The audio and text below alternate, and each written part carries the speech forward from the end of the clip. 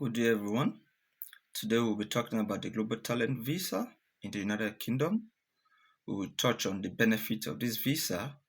We'll also talk about the eligibility criteria for this visa. We will touch on the different categories of this visa that currently exist in the United Kingdom. We will also discuss how to make this application and the evidences and documents that's needed to ensure that the application is successful. Without much hesitation, let me share my screen. So, the purpose of the Global Talent Visa is to attract, talents to the United Kingdom to boost the research and the innovation sector, and to also give the whoever holds the Global Talent Visa the independence to to self-sponsor themselves and also to contribute enormously to the United Kingdom's economy. So there's two main category which you can apply through. One is the exceptional talent, which is for proven leaders in their field. Those are established leaders in their field. And then there's another one which is referred to as exceptional promise. These are for emerging professionals in their field. And there's another category for those that have got prestigious prizes. On the list of the UK Gov website, you would see some of the prizes that qualify under the prestigious prize route. The goal is to support UK status as a global hub for research, innovation, and culture with long-term residency paths. And this is just to help themselves, the United Kingdom, to grow in amidst global competition. There are like three key major sector when it comes to categorizing the global talent visa. You've got the academia and research sector, arts and culture, and then the digital technology sector. So for the academic and research sector, this covers and scientists, engineers, academic scholars with notable research outputs, and institutional roles. So be in the academic environment, you want to talking about researchers, teachers, lecturers, senior lecturers. Those are the people that qualify under that sector. For the art and culture, those that are into visual arts, writers, filmmakers, creative professionals, the fashion designers, you know, those that are into fashion and modeling. These are some of the people that are recognized under the art and cultural sector.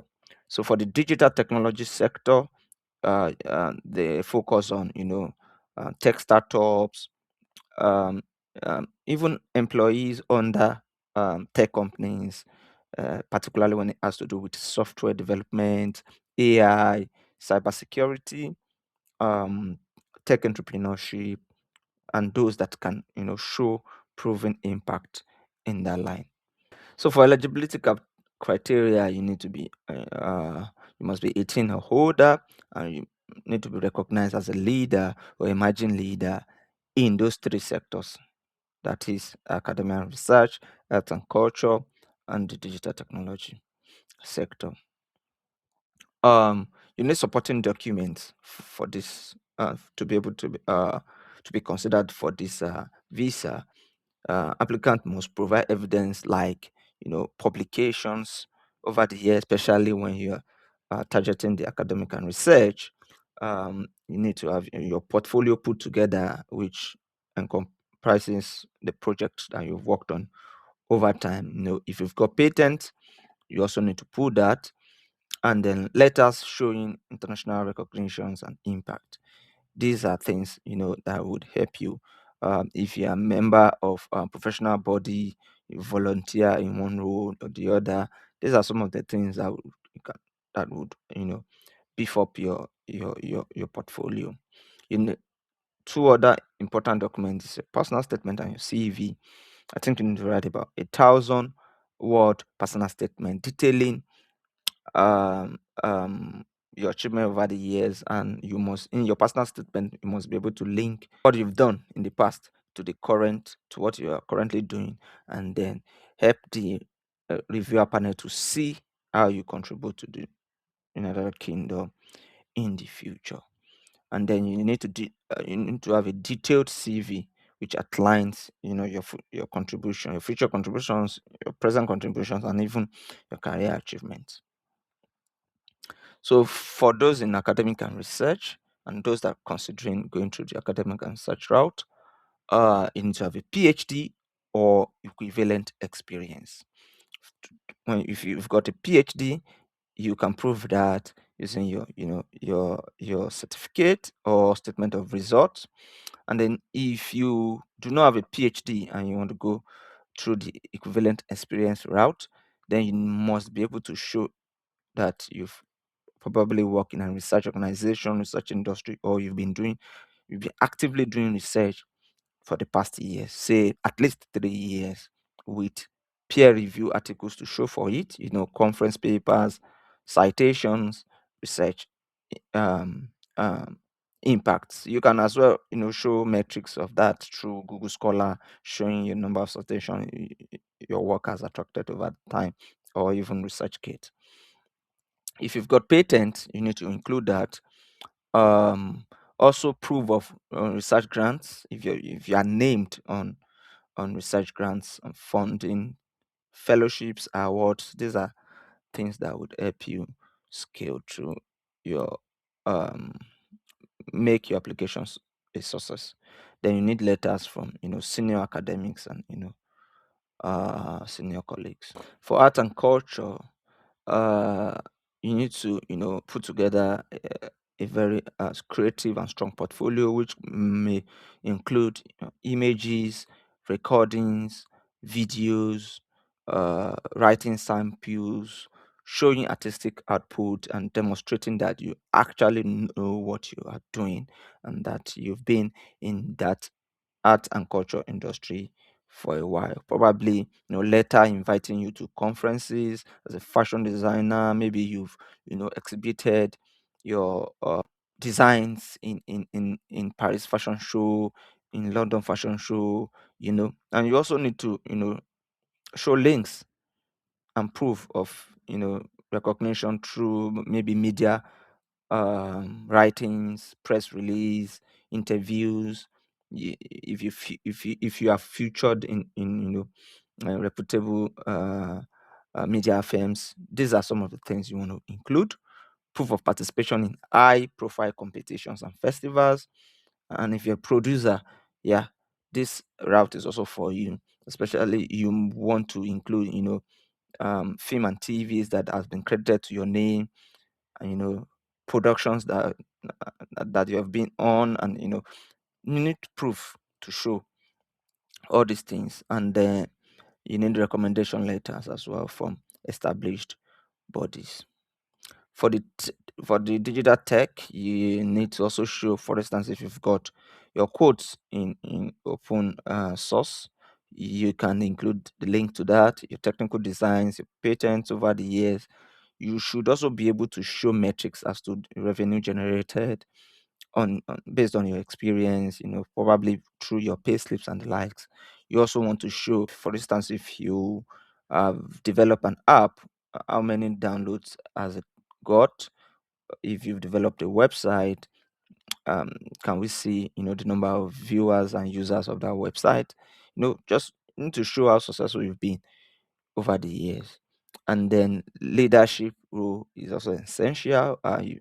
If you've been privileged to be in the managerial role, or strategic roles in tech, it's good to have that in your application.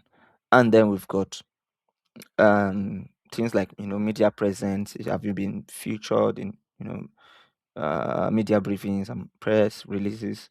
Have you spoken in conferences? And then you need letters from your senior tech expert as well to back up your application. So, in a nutshell, you need to put together your CV, your personal statement, your recommendation letter as it suits the specific category you're applying for. Then you need to apply through different endorsing body. For me, I applied through the academic and research route, and then I submitted my application to um, the British Academy, which um, oversees my discipline.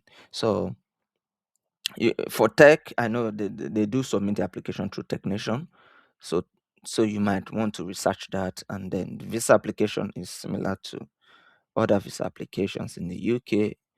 And you just have to go for your biometrics, do the needful, and yeah. So the processing time, application outside the UK takes around 3 weeks, while inside the UK, maximum say 8 weeks to process. Do your biometric capture, submit your document online, and then yeah, you qualify for ILR, indefinite leave to remain, between 3 years and 5 years. And then, as I said earlier, it's flexible. You can do a lot of things. You can do business.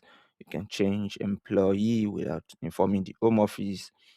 You Yeah, it's one of the best visa that you can have currently in the United Kingdom.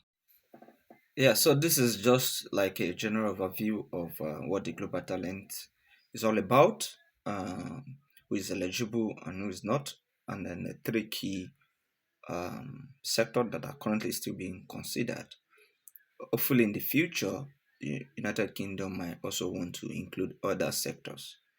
Um, but for now, that is what we've got early this year, and that was endorsed through the peer review route under the academic and research category. So I want you to stay tuned to this channel, like, share, subscribe, as there will be follow up videos that would explain in depth as to how to put together your personal statements, your CV, your portfolio, your evidences, and also what the contents of those documents, what they should look like in terms of your letter of recommendation from superior heads and senior academics and colleagues. So these are some of the things that we follow this general video, and particularly those that are interested in the academic and research route, you want to stay tuned to this channel. So until next time, my name is Olufemi Adeshino. Take care. Bye.